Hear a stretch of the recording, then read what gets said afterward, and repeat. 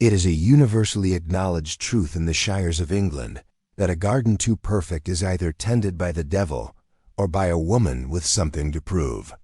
Thus mused Lord Peter Wimsey, fingers idly tracing the rim of a Wedgwood teacup as he surveyed the immaculate borders of foxglove, delphinium, and creeping thyme in the rectory garden of Hinckley St. Bartholomew. The box hedges were shorn with military precision, the lawn more velvet than grass, and not a single petal dared fall without divine permission. It was a garden that practically Curtseyed Wimc had not intended to visit Hinckley. His original journey, ostensibly to inspect a collection of Jacobean funeral brasses in nearby Witchford, had been derailed by a telegram from his sister Mary, imploring him to do come down and prevent Gerald from making a fool of himself over a corpse in a conservatory. The telegram, though brief, was unmistakably urgent. Mary only used the word fool when politics or murder were involved. The corpse, as it turned out, was one Reverend Bertram Arkwright, vicar, poetaster, and something of a local eccentric. Found early Tuesday morning in his conservatory, seated upright in a cane chair and surrounded by orchids. He might have passed for dozing were it not for the neat hole behind his right ear and the spatter of something unforgivably crimson on the tiling beneath a shattered potted begonia. Suicide? Wimsey had inquired politely of the village constable, a young man whose mustache quivered with the strain of disagreeing with a peer of the realm. Unlikely, my lord. No weapon found, and the vicar wasn't known to be despondent, nor left a note. Notes are so dreadfully final, don't you think? A man of verse might prefer to expire mid-metaphor. Wimsey turned on the spot, observing the glass roof, the soil under fingernails not his own, the open French doors leading to the garden too geometrical for nature.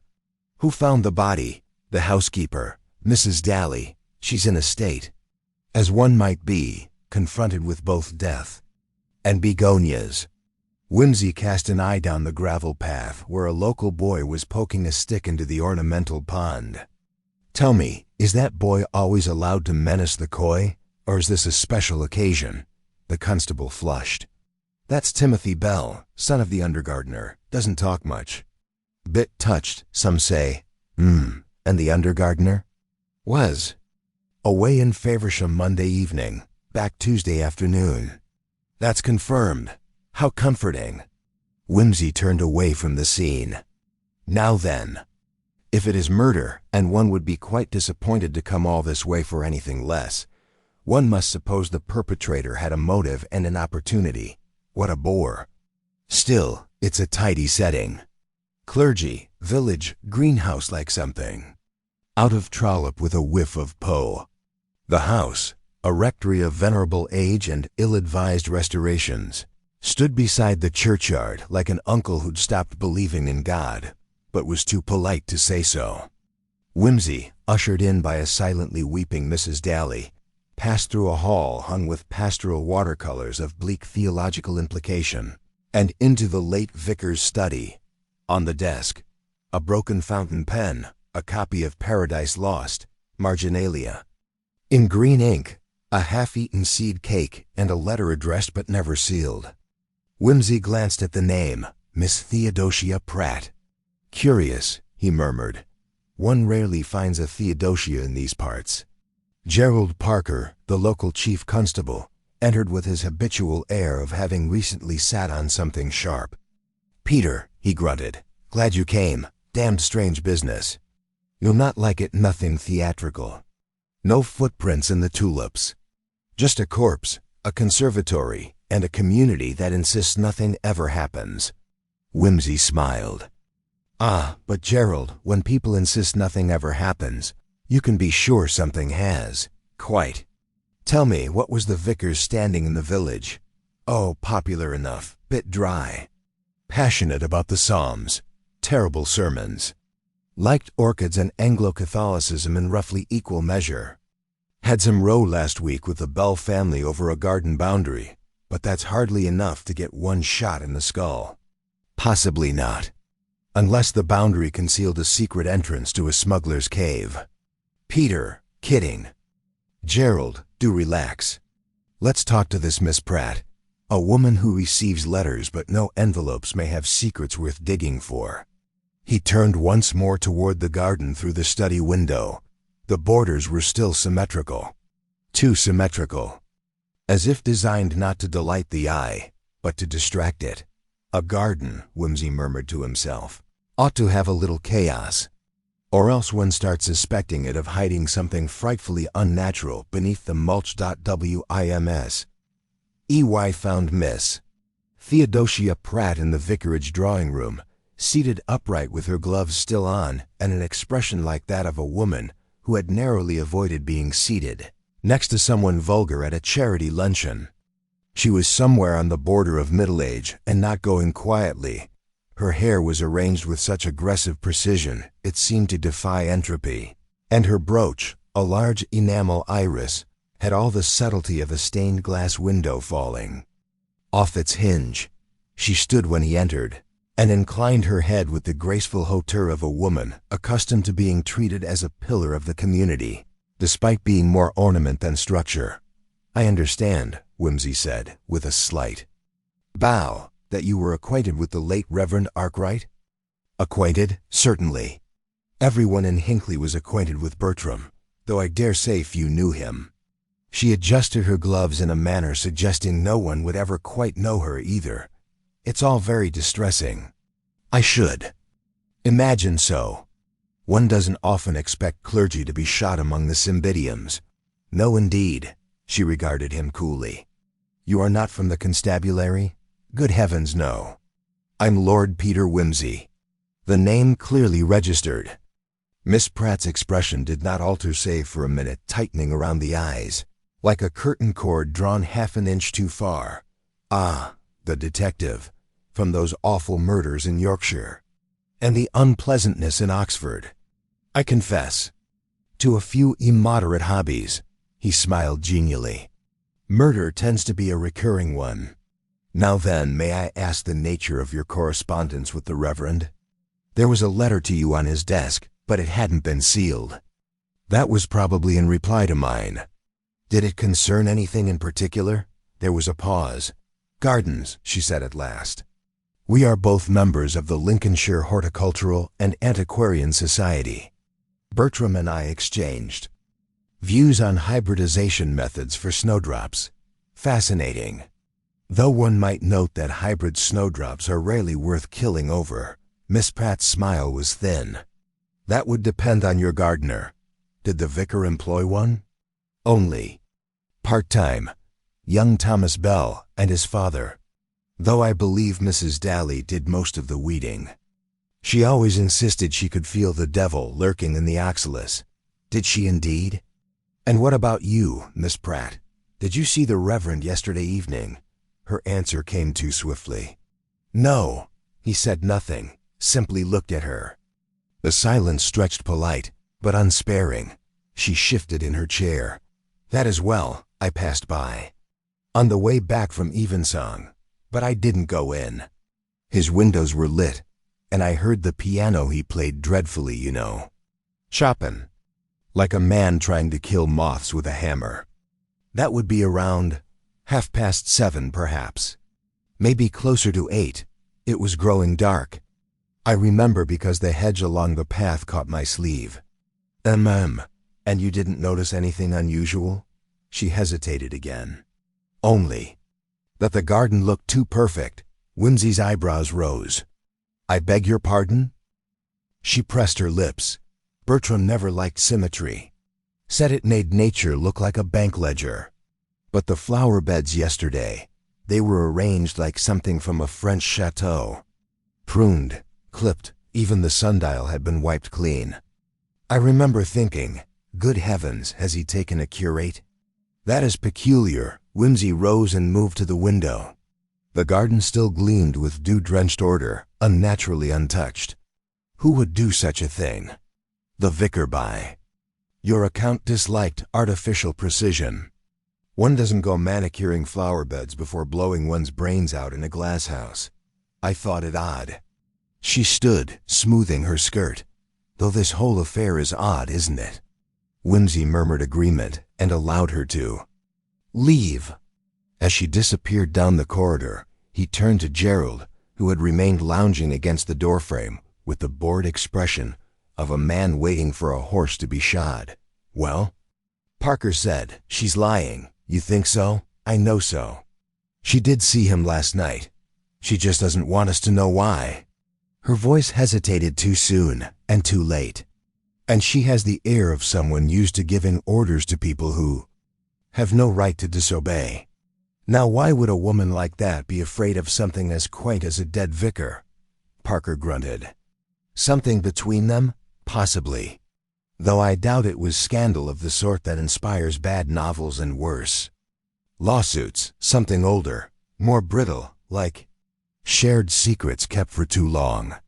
I'd like to talk to Mrs. Daly again." They found the housekeeper in the kitchen, where she had taken refuge in an aggressive bustle of washing and rearranging. She was a square-built woman with a face like damp sandstone and a deeply suspicious way of wiping her hands when approached. "You'll forgive us, Mrs. Daly," Whimsy said, with elaborate courtesy, "but we hoped you might tell us a little more about the Reverend's habits. Was he, shall we say, disturbed of late?" "No, my lord. Quiet as ever."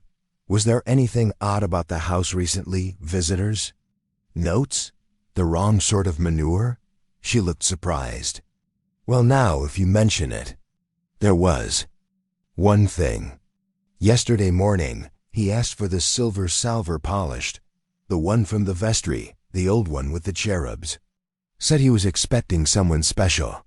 Did he say who?" "No, my lord. But he was in one of his funny moods, all precise. Had his cassock ironed. Wiped every pane in the conservatory himself." Whimsy leaned forward. "Did you happen to see who came?" "I didn't, but I heard the bell just after 6. I'd gone down to the cellar for chutney. When I came up, there was no sign of a visitor, but the salver was gone. Gone. I mean, he'd taken it with him. Into the conservatory, I suppose." Whimsy exchanged a glance with Parker. "And the salver was it found with the body?" Parker frowned. "No, not that I know of." "Odd," murmured Whimsy. "Why prepare silver for someone, then conceal it? Unless it was used for something else, what happened next?" "I made up a tray for him around 8, cocoa and seed cake. I left it by the study door. When I came back later, the tray was still there, which means he never took it. Suggesting he never returned to the study. Suggesting he remained in the conservatory from 6 until his death. If that's when he died, oh, quite. But the timeline now grows curious. 6 o'clock, someone rings the bell. He prepares silver. He plays piano badly sometime before 8, then silence. You find him next morning." Mrs. Daly wrung her hands. "He was so particular that day. Even made me sweep behind the pianoforte, behind the Whimsy's eyes narrowed. "And did you?" "Yes, my lord. There was nothing there but a cracked domino. Curious." He turned to Parker. "You know, Gerald, I'd like to see that domino." "You think it matters?" "Everything matters, Gerald. That's what's so terribly exhausting about murder. People leave their whole selves in the corners they forget to sweep." And with that, Lord Peter Whimsy walked back into the vicar's study, his gaze falling again upon the desk, the unsealed letter, and the muddy scuff that no one else had noticed, half on the rug, half on the floorboard, leading away from the chair as though someone had risen abruptly, carrying something heavy like silver or gilt, or perhaps both. Whimsy crouched by the study window, peering out at the conservatory where the vicar's body had been discovered. The glass structure was a lattice of green shadows and frost, its panes reflecting the early morning's pallid light like fractured mirrors. It struck him anew how incongruous the scene was, a place designed for nurturing life and beauty, now a stage for death. "Have you examined the conservatory thoroughly, Inspector?" Whimsy inquired, not looking up from his scrutiny. "Inspector Charles Parker," standing with his usual stoic demeanor near the doorframe, nodded. "Every inch, my lord. Nothing out of place, except the body and that peculiar absence of the silver." "Salver." His eyes followed Whimsy's gaze toward the frosted glass. "Any signs of forced entry?" Whimsy asked, rising to pace the length of the study. "None. The doors were locked from the inside. No broken glass. Whoever did this was either admitted or had a key." Parker's brow furrowed. "But the vicar's keys were accounted for. That makes it a curious puzzle indeed." Whimsy rubbed his chin thoughtfully. "And the windows? Were any left open?" "A single window, the one nearest the sundial. Slightly ajar. But that could have been from the night's ventilation. The housekeeper said the vicar often liked fresh air, even in winter." Whimsy's eyes flickered to the sundial visible through the frosted glass. "The garden's perfection, Miss Pratt's." Words seemed to settle like a question mark over the whole affair. Was the orderliness a sign of control or concealment? He moved toward the writing desk, where the unsealed letter lay, its envelope creased as if opened hastily. He smoothed it flat and read aloud with his characteristic dryness. "Dear Miss Pratt, I hope the snowdrops thrive despite the chill. Pray forgive my absence tonight. Business of a most pressing nature compels me elsewhere. Yours be a business of a pressing nature." Curious phrasing from a man who usually spoke in sermons. Parker shifted his weight. "You think he expected a visitor, indeed. But that visitor never came, or else left without a word. And yet he prepared the silver, polished it himself. An odd formality for a solitary dinner." "Could it have been a secret meeting?" Parker suggested.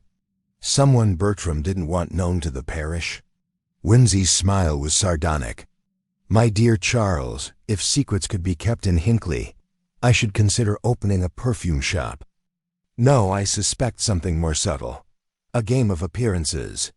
His gaze drifted to the faded photograph on the mantelpiece, a sepia-toned image of the vicar in a crisp clerical collar, standing beside a woman whose features were blurred by time.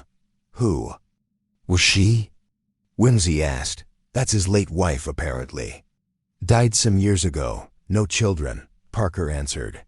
"There's been talk that Bertram never quite recovered. Some said he was too devoted to his work, too repressed." "Repressed," Whimsy repeated, the adjective of choice for melancholia and unspoken grief. "Perhaps we should speak to Miss Pratt again." She hinted at something beneath the surface. The door creaked open, and Mrs. Daly appeared, looking flushed and anxious. "Beg pardon, my lords. I thought you might want to know the domino found behind the pianoforte wasn't just any domino. It was a marked one. The kind used in gambling." She paused, wringing her hands. "I found it in the vicar's desk this morning." "A marked domino?" Whimsy's eyes lit. "Fascinating. That suggests the vicar dabbled in games of chance. Or perhaps someone else planted it to mislead us." Parker interjected. Whimsy nodded. "Or both. Tell me, Mrs. Daly, has the Reverend ever mentioned gambling or debts?" "Never to me, my lord. But the new curate, young Mr. Ellis, seemed troubled lately. I overheard him speaking sharply to the Reverend about money." Parker frowned. "A motive, perhaps?" "Possibly." Whimsy fingered the domino carefully. "Marked or unmarked, this is a clue. It may point to a visitor, a confidant, or a creditor. Do you think the curate could be involved?" Parker asked. "Not yet, but we shall see." "Now where might I find Mr. Ellis?" Whimsy asked. "Down at the vicarage schoolroom, my lord, teaching the children." They found the young curate pacing nervously, his clerical collar askew and his hands clasped tightly. He looked every bit the uneasy shepherd, burdened more by secrets than sheep. "Mr. Ellis," Whimsy began gently, "I understand you have had some differences with Reverend Arkwright recently?" Ellis swallowed. It was nothing, really. "Disagreements over the parish accounts. Bertram was meticulous, perhaps too meticulous. I suggested loosening some restrictions to encourage donations, but he would have none of it. Were these disagreements serious enough to cause ill will? Whimsy pressed. Ellis hesitated. I suppose so. The vicar was a proud man. And money. Matters tend to be ... sensitive. Sensitive enough to provoke violence? Whimsy's tone was light but pointed. No. No, never that. Bertram was my mentor after all. Yet you admit tension. Yes. And the domino, Mr. Ellis? Do you recognize it? Ellis looked startled. I can't say I do. Curious. It was found in the study, hidden behind the piano. Did the Reverend ever confide in you about gambling or debts? No, my lord. He was devoted to his duties. Whimsy exchanged a glance with Parker. Curious indeed. The domino may be the key that unlocks a door we have not yet found. Do you have any idea who rang the bell yesterday evening? Parker asked. Ellis shook his head. No, but I remember hearing the bell. The vicar was expecting someone. He mentioned it in passing that afternoon. Someone special? Whimsy prompted. Ellis nodded. Yes, he seemed nervous but resolute about it. Could it have been Miss Pratt? Whimsy wondered aloud. Ellis considered. Perhaps. She was a frequent visitor, as I understand. Whimsy's mind ticked over the details, the polished silver, the immaculate garden, the mysterious visitor who never arrived, and the oddly ajar window. A pattern was emerging. Though like a spider's web, it shimmered and wavered depending on the angle. Returning to the study, Whimsy's eyes fell on the mantel clock, an ornate piece with gilded cherubs that chimed somberly on the hour. He noted the hands. They were stopped, frozen at 7:12, the time of death, presumably. Parker, Whimsy mused, have you had the clock examined? Could it have been deliberately stopped? Not yet, my lord. It's possible. Deliberate time-stopping often signals an attempt to mislead the investigation. A staged timeline, to be precise. And the vicar's watch? Parker added. Gone, Whimsy replied grimly. Neither on the body nor in the study. A minor theft or a crucial clue. Let's not forget the footsteps in the garden. Parker reminded. There was a muddy trail from the back gate leading toward the conservatory. Whimsy smiled thinly. Ah, a trail with no owner, a window left ajar, a clock that refuses to tell the truth. We are dealing with a murderer who likes to play with shadows. He paced to the window, catching sight of the sundial once more. The garden, in its unnatural symmetry, seemed to mock the disorder inside the house. I think it is time, Whimsy said quietly, to revisit Miss Pratt's claim. There is something about that too-perfect garden that holds the key. I suspect the flowers are not the only things prone to deception here. As they left the vicarage, Parker fell into step beside Whimsy. Do you really think the garden is significant? More than you might suspect. In a case such as this, every detail matters, no matter how trivial or grotesque it may appear. And the marked domino? A symbol, perhaps, or a message. I intend to find out which before this house sheds all its secrets. With that, the two men set off toward the gardener's cottage, the crisp air filled with the scent of damp earth and unspoken truths. The investigation was deepening, and Lord Peter Whimsy, as ever, was ready to chase the shadows until the morning revealed the final, merciless light. The gardener's cottage stood a modest distance from the vicarage, nestled among the towering yews that cast long, twisting shadows in the pale afternoon light. Whimsy and Parker approached with a measured quietude, the crunch of their boots softened by a recent dusting of snow that blurred the boundary between the natural and the cultivated. The cottage itself was neat, almost painfully so, as if the gardener's pride found refuge and order amid the chaos that had unsettled the house he served. Mrs. Eleanor Grimshaw answered the door promptly, her hands roughened by work, yet clasped delicately as she regarded the visitors with a hint of suspicion. She was a woman of 50, her hair swept back beneath a plain bonnet, and her eyes a steely gray mist. Nothing. Good afternoon, Mrs. Grimshaw. Whimsy began with his usual blend of courtesy and levity. "Might we trouble you for a moment? We seek to understand the nature of the vicar's garden, which Miss Pratt described as too perfect." Mrs. Grimshaw nodded, stepping aside to allow them entrance into the snug wood-scented room. "I keep the garden in order, Mr. Whimsy, as the Reverend wished. Everything has its place, no weeds, no disorder. But perfection, well, that is a burden as much as a blessing." "A burden?" Parker queried, looking around the tidy space lined with shelves of neatly stacked seed packets and pruning shears. "Aye, you see, the vicar was very particular. Not just about the flowers, but about how the garden should reflect the parish orderly, serene, unblemished. He'd say it brought peace to the soul." Her eyes darkened briefly. "But peace is a fragile thing." Whimsy steepled his fingers. "Fragile indeed. And might such fragility extend to the man himself? Did you observe anything unusual in Reverend Arkwright's demeanor in recent weeks?" Mrs. Grimshaw hesitated, then exhaled slowly. "He was distracted, often late to morning prayers, more than once lost in thought while pruning the rose bushes. I thought it was the loss of his wife all over again, but there was something else. A restlessness. A restlessness, you say. Did he speak of any troubles?" Whimsy pressed gently. "Not to me directly. But Miss Pratt mentioned a visitor, a Mr. Langley, who came calling with urgency." "Mr. Langley," Parker echoed, pen poised over his notebook. "Yes, a solicitor, I believe. Came twice last week. The Reverend seemed uneasy in his presence." Whimsy's mind raced. The solicitor's visits could explain the pressing business mentioned in the letter to Miss Pratt. "And did you notice anything about the garden in the days following Mr. Langley's visits?" Mrs. Grimshaw's gaze dropped to the wooden floorboards. "There was a section near the sundial where the soil seemed disturbed, freshly turned, but without new plantings.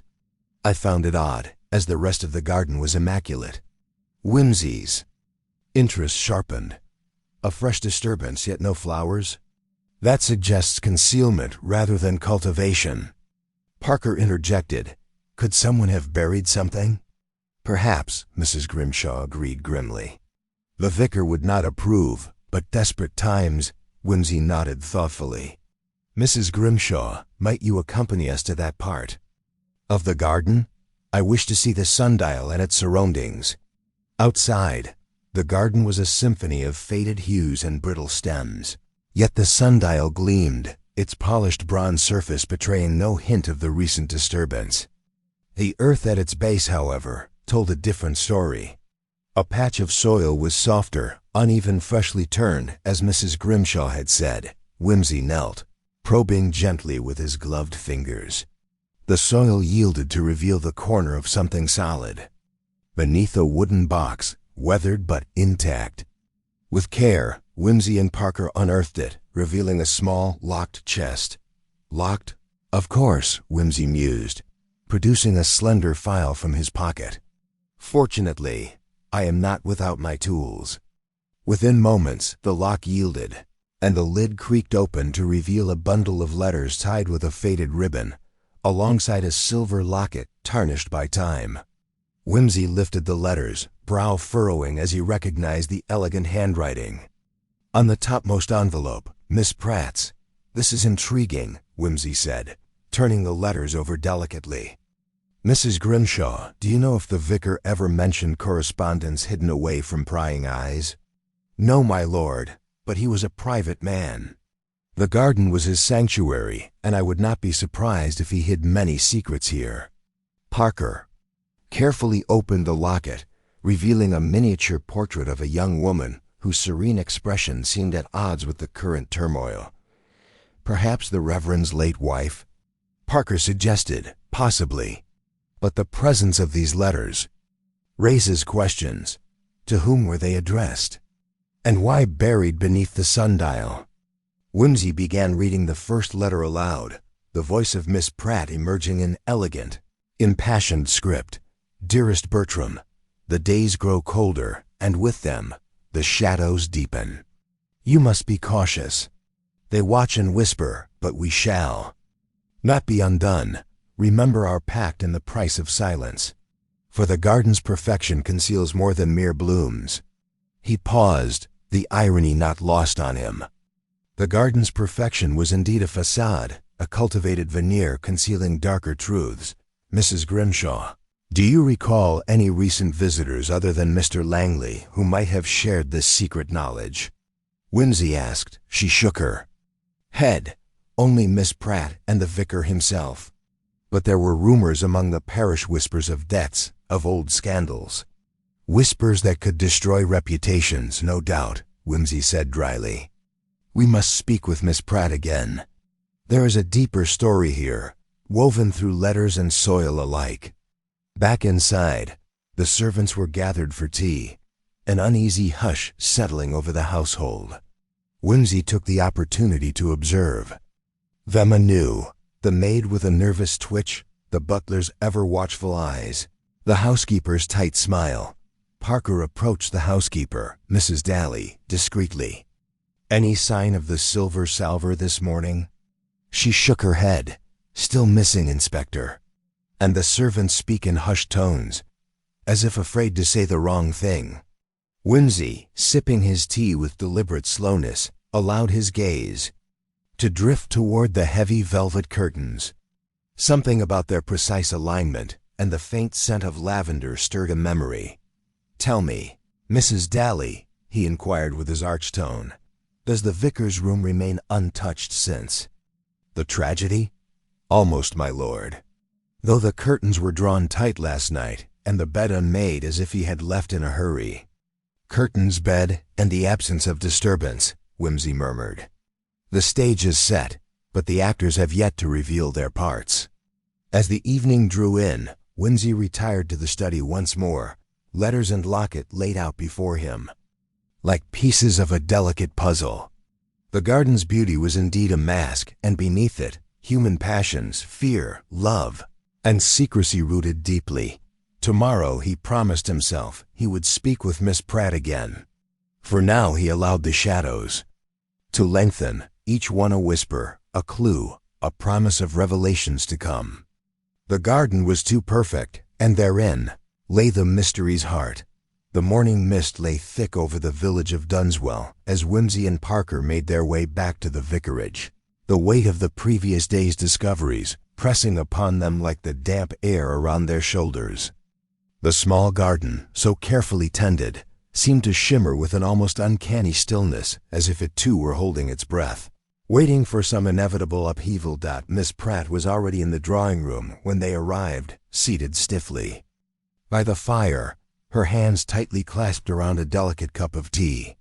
Her face bore traces of a restless night, dark circles beneath eyes that held an intensity somehow more troubled than before.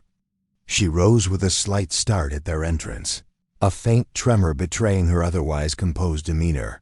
Miss Pratt, Whimsy greeted her with his customary blend of cordiality and piercing intent. I trust the morning finds you better, though perhaps no less burdened by the events of recent days. She managed a small, wan smile. Better in body, if not in mind, Lord Peter. The garden's secret weighed on me heavily last night. Whimsy inclined his head. Indeed. The letters unearthed beneath the sundial suggest a story far more complex than a mere murder or petty grievance.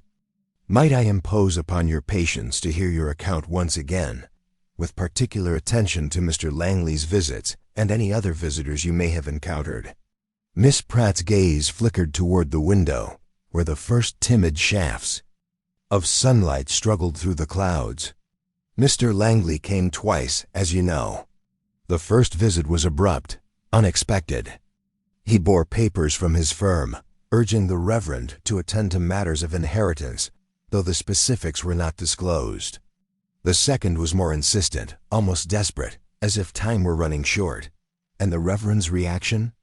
She sighed, placing her teacup on the low table. Uneasy, to say the least. He confessed to me that there were secrets from his past he had hoped never to confront again. He said the garden was a place of refuge, not revelation. Secrets, Whimsy echoed, steepling his fingers. Do you believe these to be connected to the letters we found? Miss Pratt's lips tightened. I do. Those letters were from the Reverend's late wife, or so I understand. They spoke cryptically of dangers and silence, of a pact binding them beyond death. I believe the Reverend feared that past was coming to claim him. Parker interjected quietly. Did the Reverend mention the nature of this past? Scandal, debts, or something more? Miss Pratt's eyes darted toward the door, as if afraid. Of eavesdroppers.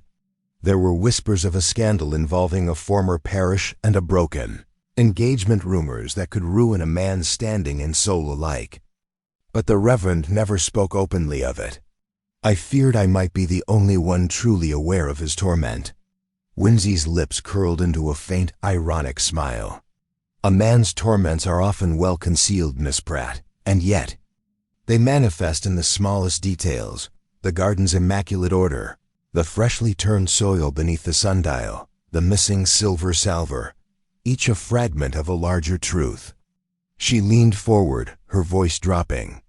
There is something else. The night before the Reverend died, I heard voices in the garden, whispers, urgent and low. I dared not intervene, but I am convinced he met with someone, perhaps Mr. Langley. Whimsy's eyes gleamed with renewed purpose. Voices in the garden. How precise a detail. Did you discern any words or phrases?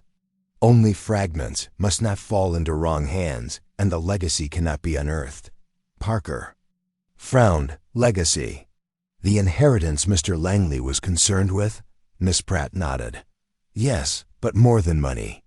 A secret that could shatter reputations, unmask betrayals.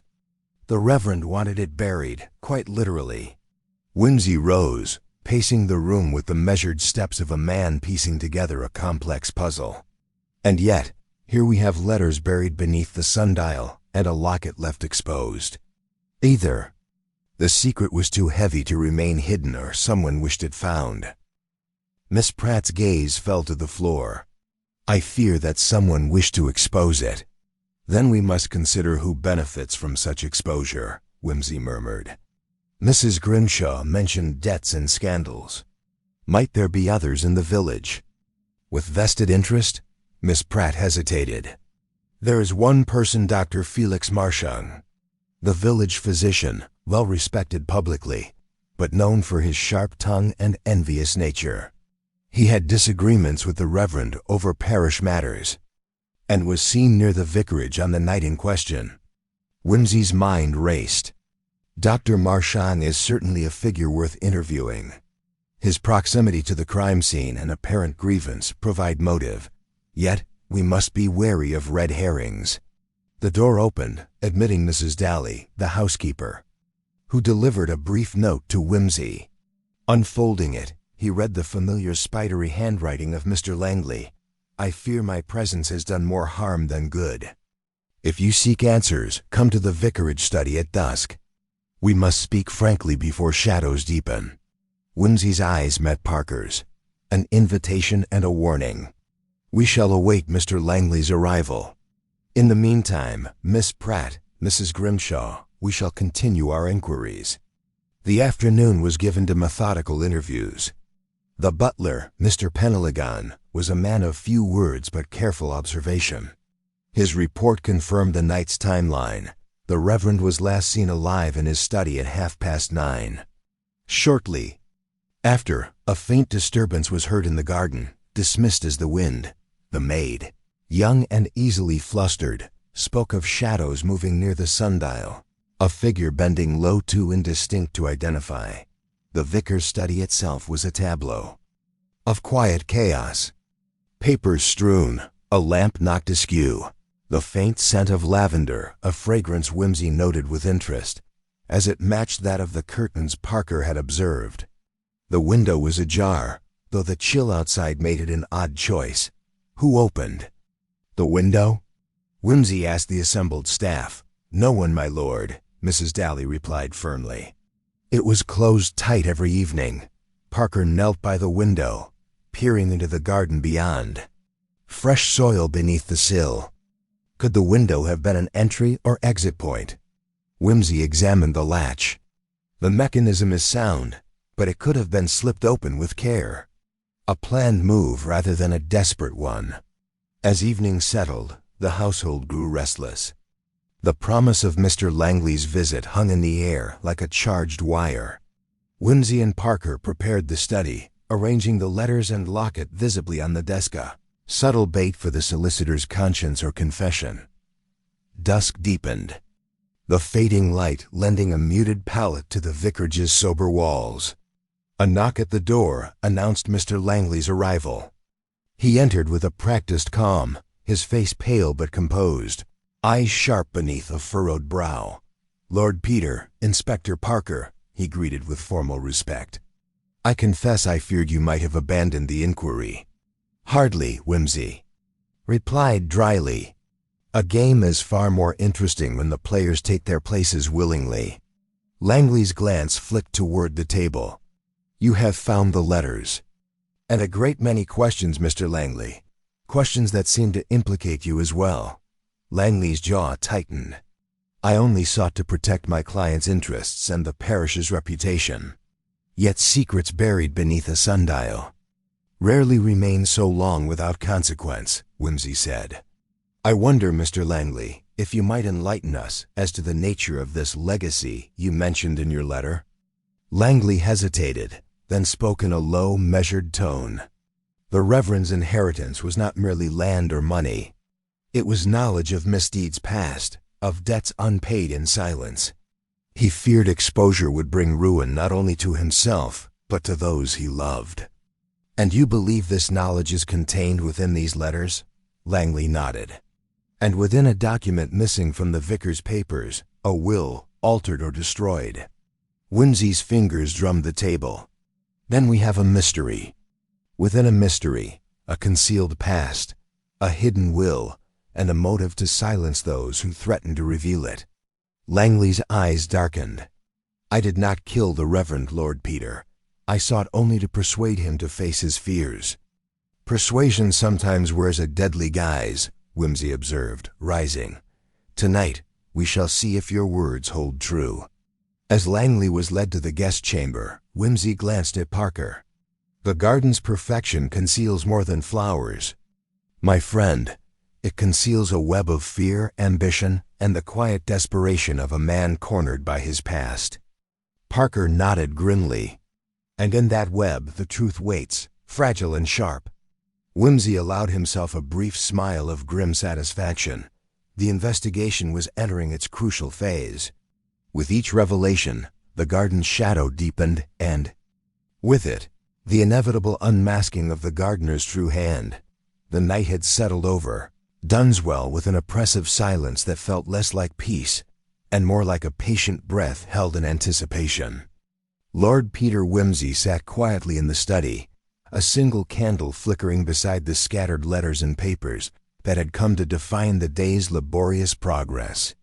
Parker stood near the window, peering out toward the garden, where moonlight laid an eerie sheen over the neatly clipped hedges and immaculate flower beds. The garden was still too still, and that stillness seemed to press inward upon the small vicarage, stifling any hope of simple answers. The evening's interview with Mr. Langley had been both revealing and enigmatic. Langley, the solicitor, carried the air of a man well accustomed to masking truths, yet beneath the veneer of polished speech and deliberate understatement, there was a tremor of unease that neither Whimsy nor Parker could entirely ignore.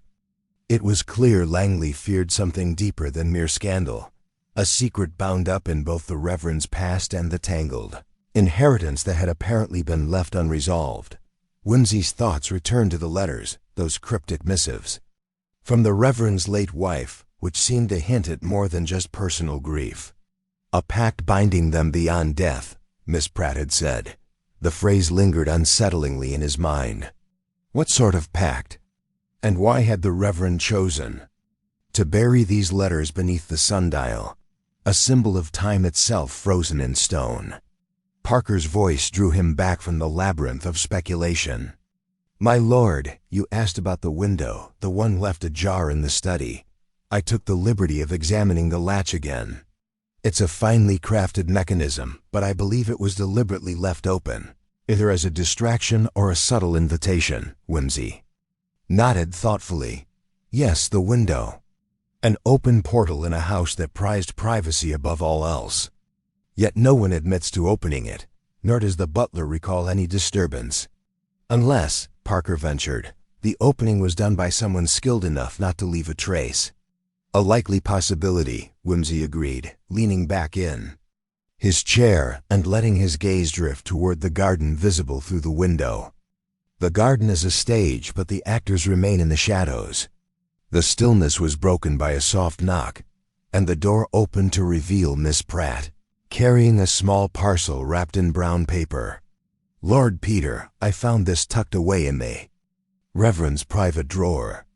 It was overlooked earlier, but it seemed important. Whimsy rose to take the parcel, his fingers deftly unwrapping the paper to reveal a worn, leather-bound notebook, its pages yellowed with age. A journal, Whimsy murmured, flipping through the pages. The handwriting was meticulous, the ink faded but legible.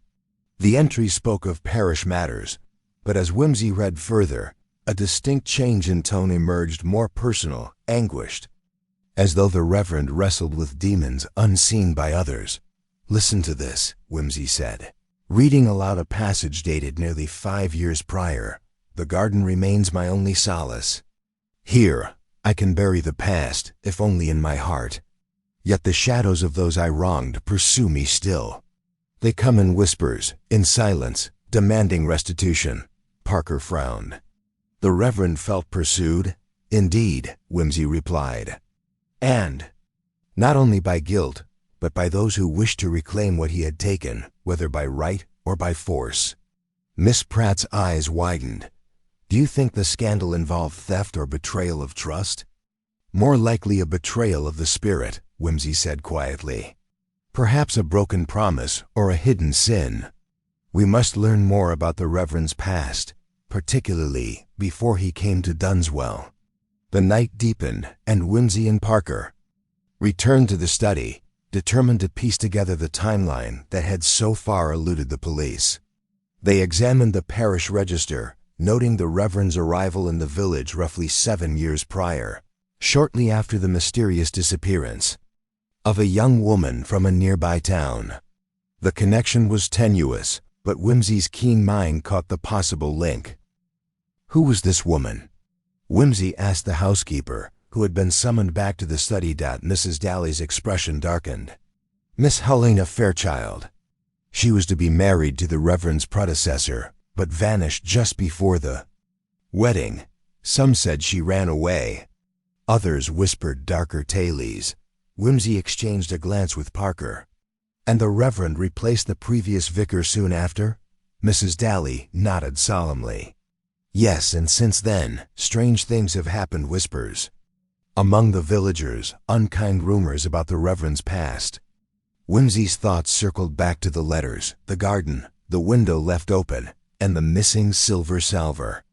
The salver, a detail dismissed earlier as mere housekeeping negligence, suddenly took on new significance. Why had it vanished on the night of the murder? Was it used to carry the Reverend's secrets away, or was it a weapon in the crime? He spoke aloud, more to himself than anyone else. The salver may be the key to unlocking the entire affair, either a container or a clue deliberately removed to obscure the truth. Parker agreed, noting that the salver was last seen in the drawing room during the evening's reception, but vanished shortly after the Reverend retired to his study. Whoever removed it had access to the inner sanctum of the vicarage. Let us consider the guests present that evening, Whimsy said, pacing slowly. The sulking nephew, Mr. Clarence Fairchild, whose inheritance depends on the Reverend's will. The theatrical Mrs. Hargreaves, whose fascination with the occult may have been more than a pastime.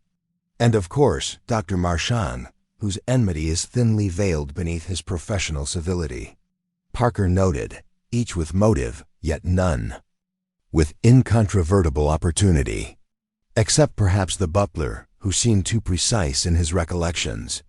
Whimsy smiled faintly. Ah, Mr. Peneligon, loyalty often breeds secrets. And loyalty can be a mask for darker intentions. The night was interrupted by the arrival of a telegram, delivered by a breathless postman who had taken refuge from the now persistent drizzle outside. Whimsy opened the note and read the terse message. Urgent. Come to Dunswell Manor. New. Evidence uncovered. Inspector Lobb. The implication was clear. The police were not merely spectators, but active players, and the case was far from closed. Parker, Whimsy said with a sudden burst of energy, we must visit the manor. At once. If Inspector Lobb has something to show us, it may well be the missing piece of this intricate puzzle. As they donned their coats and stepped into the chill night, Whimsy cast a final glance at the garden, its shadows now seemingly alive with portent. The garden was too perfect, he murmured. And in that perfection, it concealed the very human frailties that led to a man's undoing. With that, the pair disappeared into the mist, the mystery deepening with every step toward revelation. The damp fog clung stubbornly to the air as Lord Peter, Whimsy, and Parker made their way along the winding lane toward Dunswell Manor. The manor itself loomed like a dark sentinel through the mist, its windows glowing faintly against the encroaching night. As they approached, the distinct figure of Inspector Lobb awaited them on the gravel driveway, his expression a mixture of relief and urgency. Lord Peter, Lobb greeted briskly, his breath visible in the cold. Thank you for coming so promptly. We've uncovered something rather unexpected, something that might cast new light on this confounding affair. Whimsy inclined his head with a sardonic smile. Inspector, you do spoil a fellow with such enticing promises. Pray, lead the way. Inside the manor, the atmosphere was markedly different from the vicarage. The walls bore the weight of ancestral pride, yet the air was thick with unease. The assembled household lingered in low murmurs, eyes darting nervously as the detective and his companion entered. Lobb gestured toward the drawing room, where a small group gathered. Mr. Clarence Fairchild, his jaw set like a man steeling himself against an oncoming storm. Mrs. Hargreaves, resplendent in black lace with eyes alight, behind a veil of powder. And Peneligon, the butler, who looked for all the world like a man silently counting the moments until he might retreat to the sanctity of his kitchen. The new evidence, Lobb began, comes from a thorough search of the Reverend's study, and in particular, a hidden compartment we discovered behind the bookcase. He waved a hand toward the tall shelves lining one wall. Whimsy's eyes narrowed, already intrigued. A concealed compartment? Now, that is an architectural flourish. One rarely encounters in ecclesiastical quarters. Lobb nodded. Indeed. Inside, we found several documents, some bearing official seals, others personal correspondence. But the most notable item was a sealed envelope addressed to the rightful heir.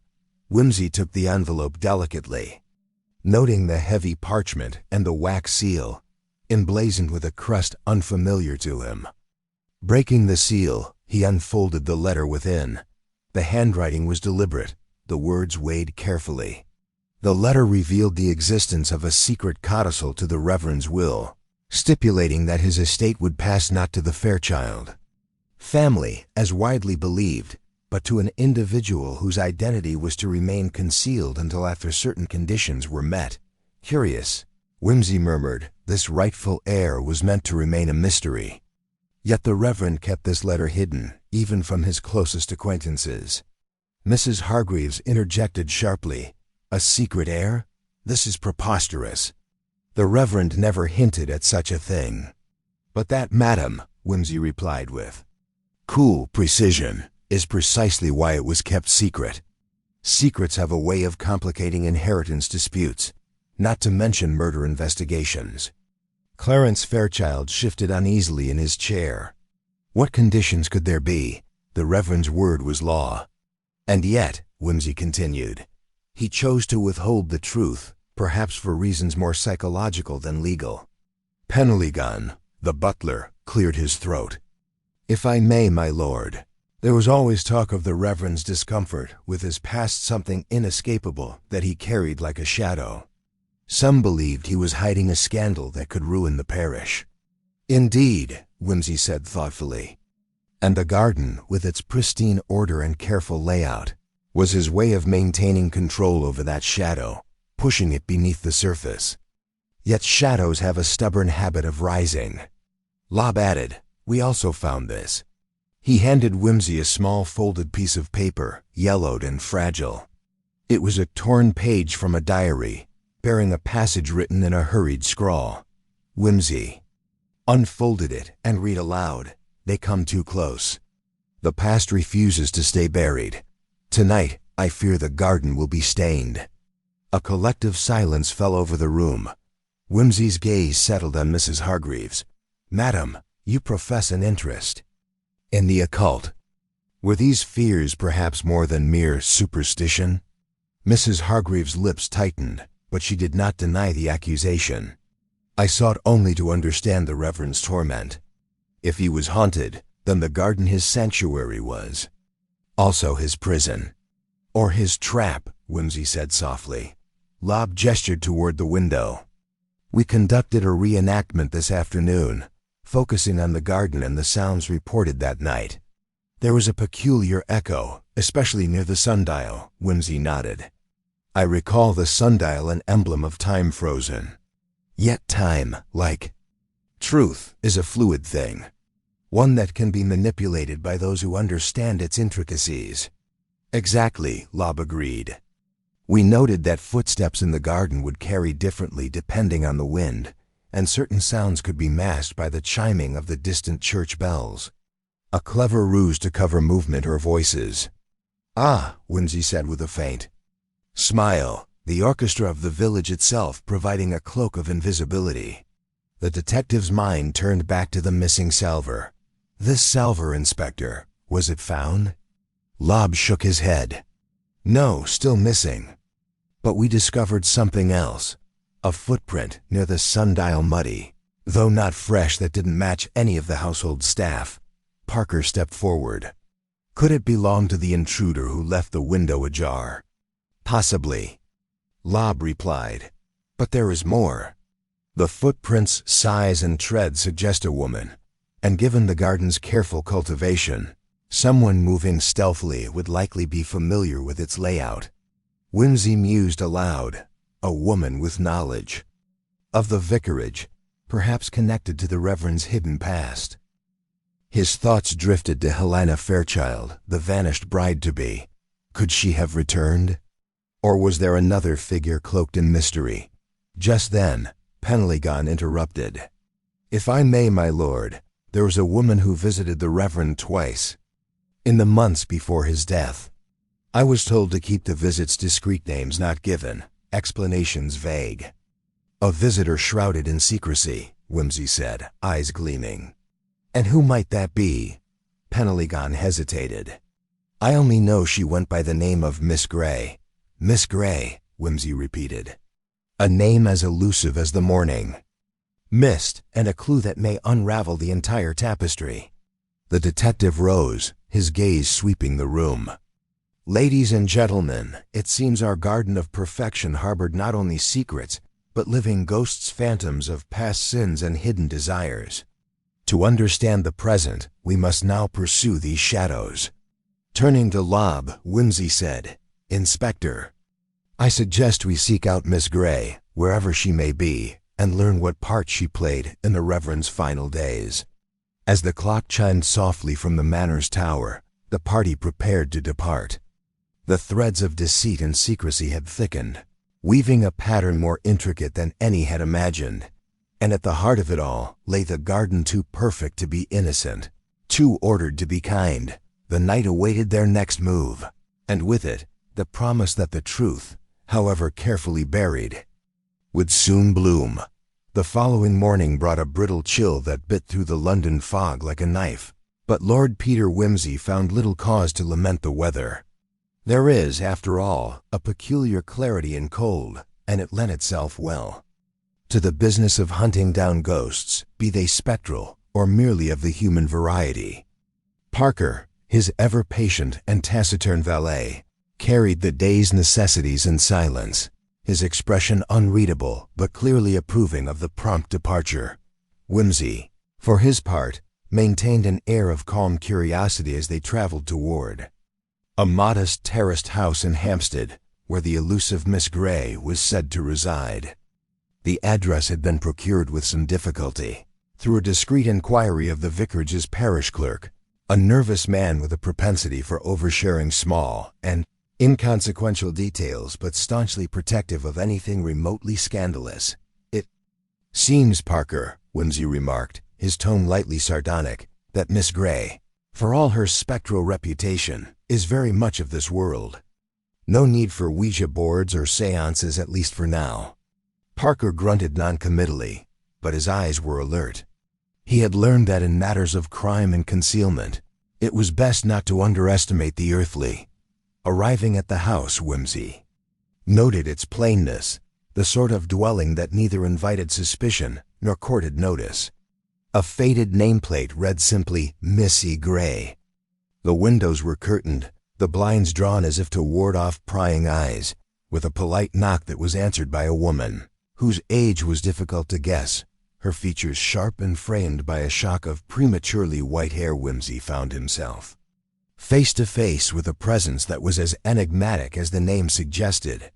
Lord Peter Whimsy. He introduced himself, offering a gloved hand which she took without hesitation. "I trust you will forgive this intrusion, but I come with questions concerning Reverend Fairchild." Miss Grey's eyes darkened momentarily, a flicker of something unspoken passing across her face. "I anticipated your visit, my lord. The vicarage is rife with whispers, and not all of them kind." "Indeed," Whimsy said, stepping inside the modest sitting room. The decor was sparse, yet every object seemed carefully chosen, an orderliness that reflected the woman's nature, perhaps, or a refuge from chaos. "May I ask," Whimsy began, "what was your relationship to the Reverend?" Miss Grey inclined her head as though weighing the right measure of words. "I was a confidant for a time, a keeper of certain truths he dared not share with others.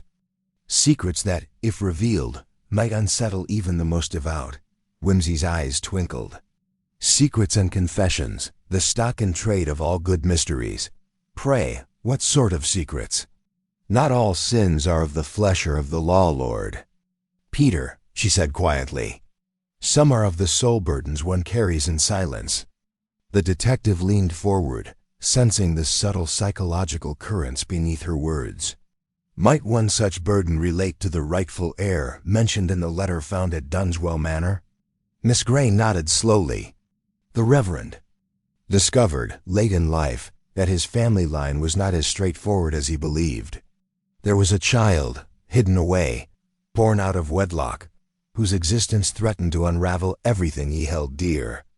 An inconvenient truth," Whimsy mused, "and one that might provoke fear, guilt, or even violence." She looked away momentarily. The garden, with its immaculate order, was his way of imposing control over a world slipping beyond his grasp. He could shape the landscape, but not the past. "Control, yes," Whimsy murmured.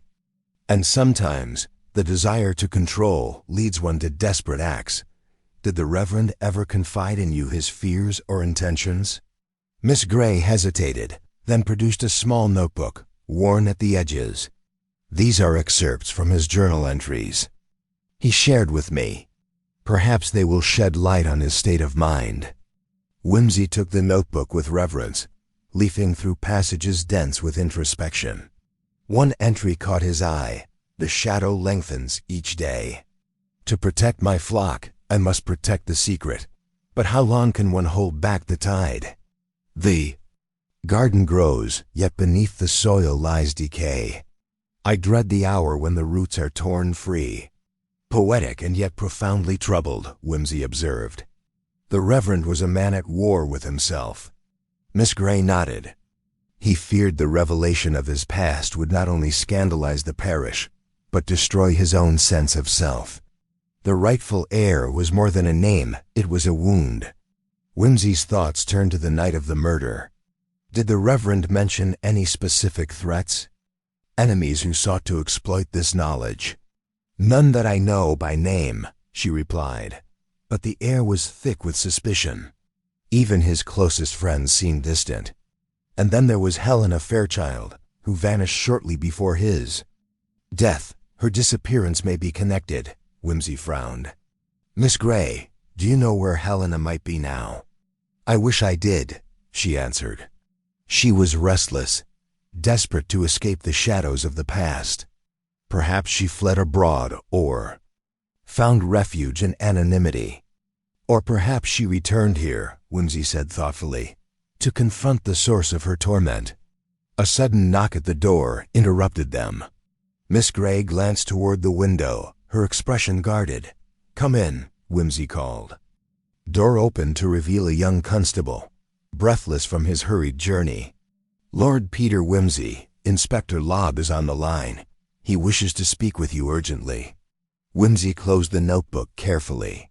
It seems, Miss Gray, that our shadows have lengthened once more. I thank you for your candor. We shall meet again. As the constable led Whimsy to a quiet corner to take the call, Parker's keen eyes narrowed with interest. The inspector's voice crackled over the wire. Lord Peter, a development at Dunswell Manor. We have discovered Helena Fairchild's belongings hidden in the old gardener's shed. Among them, a diary damning in parts, revealing motives and confessions. Whimsy's lips curved into a thin smile. A diary, you say? How wonderfully Dickensian. Pray, what secrets does it hold? There's more, my lord. A witness has come forward, one who saw Helena near the manor on the night of the murder. Her presence complicates the timeline.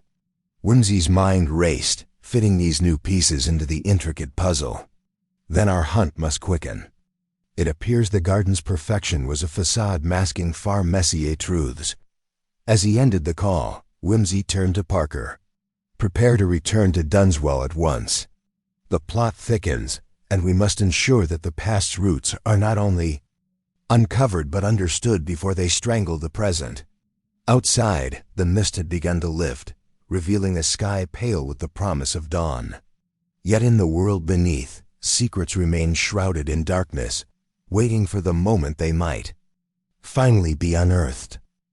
Returning to Dunswell Manor felt to Lord Peter Whimsy like stepping onto a stage midway through a play whose earlier acts he was only just beginning to decipher.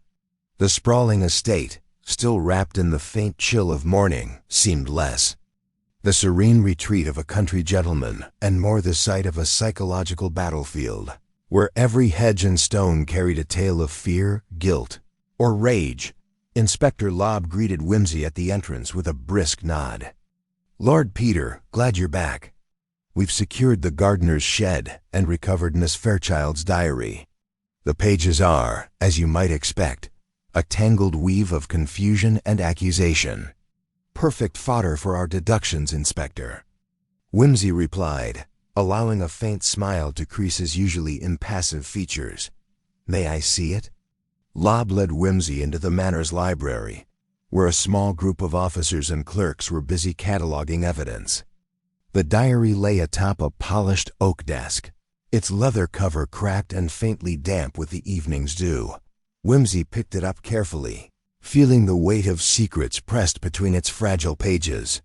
He opened to a passage near the middle, reading aloud in a quiet voice. Father's gaze has turned cold, distant. He no longer sees me as his daughter, but as an inconvenient reminder. I am a shadow cast by sins long buried, but they reach into the present with claws sharp as ever. I fear what he might do to protect his facade. Her fear is palpable, Whimsy said softly. A daughter who senses betrayal from her own blood, a theme as old as tragedy itself. Indeed, my lord, Lobb agreed. But the diary goes beyond familial grievances. It mentions a visitor, someone who came to the manor under false pretenses. A whisperer in the dark, Helena called him. Whimsy's brow furrowed. A visitor in secret? This adds a new player to our drama. Was this visitor identified? Not yet, the inspector answered. "We're questioning the staff. Though, so far, no one admits to seeing such a figure. But given the nature of the household, that is hardly surprising." Whimsy carefully turned the pages, noting entries that spoke of stolen moments, whispered meetings near the walled garden, and a growing sense of entrapment. He paused on a final passage dated just days before the Reverend's death. "Tonight, I found him in the garden at midnight, pruning the roses with a manic precision. When I spoke, he turned with eyes like glass empty, yet burning. He told me that to save the family, sacrifices must be made. I dread to think what he means." "Ah, the garden again," Whimsy mused. "A setting both literal and metaphorical. Could this explain the gardener's odd behavior?" Lobb suggested. "He was notably evasive during interviews, though no one has placed him at the scene of the crime." Whimsy tapped his fingers thoughtfully on the desk. "The garden, the diary, the missing Helena, each element intertwines with the others. Yet the visitor remains a phantom. We must illuminate that shadow." The detective spent the next hour revisiting interviews with the household staff, cross-referencing their accounts with the diary's revelations. The butler, a somber man named Caldwell, was particularly reticent, but did admit to seeing a cloaked figure near the garden wall on the night in question. "Couldn't tell who it was, my lord. The moon was hidden, and the man kept his head low. Was there any sound? Voices? Footsteps?" Whimsy inquired.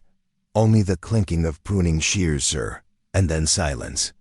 A sudden thought struck Whimsy. Pruning shears, odd tools to wield at midnight. And yet, the Reverend's journal mentioned manic precision with the roses. Could the garden be a stage for more than horticulture? Lobb raised an eyebrow.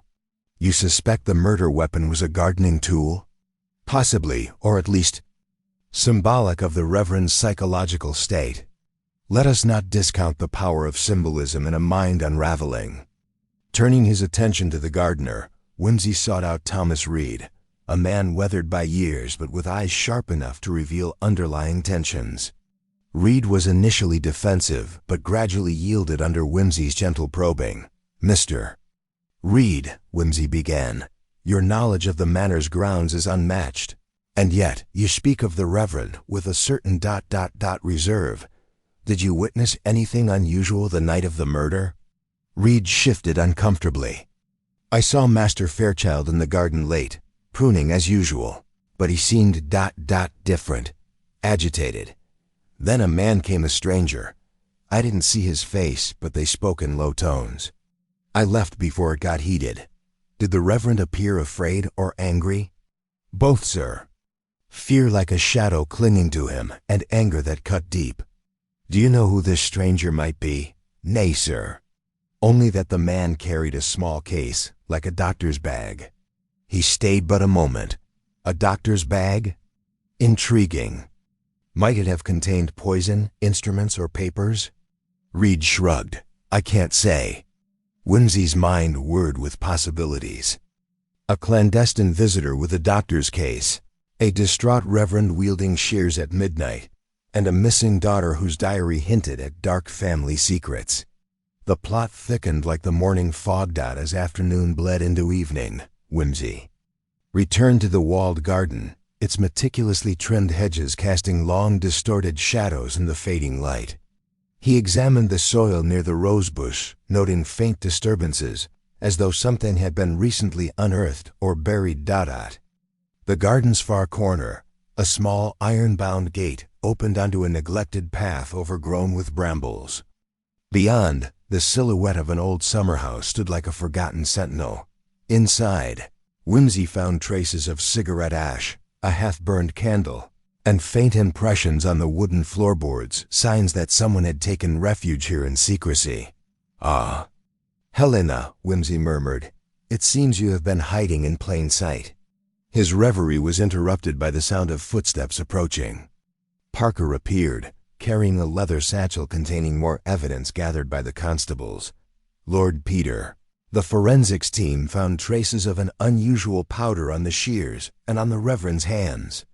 It appears to be aconite commonly, known as wolfsbane, a potent poison.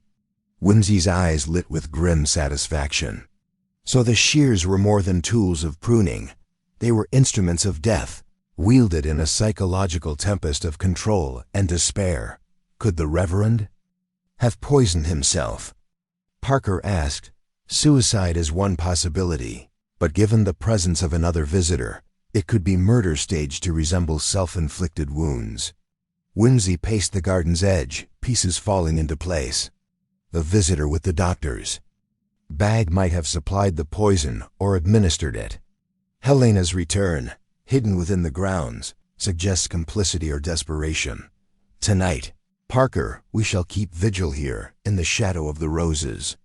If our whisperer in the dark intends to return, we will be waiting.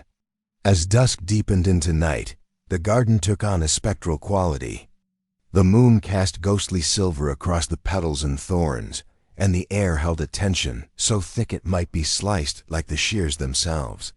Whimsy settled into his observation post, mind alert yet calm, the detective and his valet poised to confront whatever secrets the night might unveil.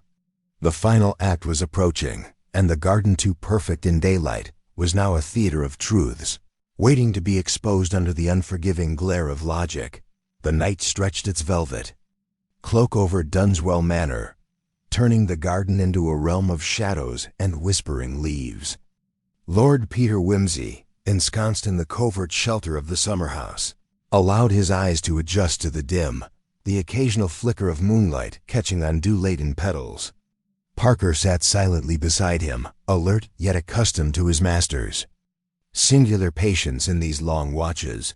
Hours passed with only the faint rustle of wind, and the distant hoot of an owl to punctuate the stillness. It was nearly midnight when a subtle disturbance caught Whimsy's attention. A soft footfall, muffled yet deliberate, approaching the iron gate. The figure slipped inside, cloak drawn tight, face obscured beneath a wide-brimmed hat. Whimsy's voice was a low whisper. "Our visitor returns, Parker." The stranger paused near the rose bushes, producing from within the folds of his coat a small vial, and, with the precise movements of one accustomed to secrecy, poured its contents into a small hollow in the earth. The moonlight revealed a slender hand, elegant, but with an unmistakable tremor, one, not entirely from age or cold. Intrigued, Whimsy stepped from the shadows, his presence both a surprise and a command. "I trust your nocturnal excursions require explanation." The figure started, then slowly turned. It was Helena Fairchild, her eyes wide, a mixture of defiance and desperation etched across her pale face. "Lord Peter," she breathed, "you don't understand. Everything has been orchestrated to protect us, to save the family." Whimsy raised an eyebrow. "A noble cause, if murder and deceit are the tools employed. Pray, do enlighten me." She swallowed hard, composure wavering.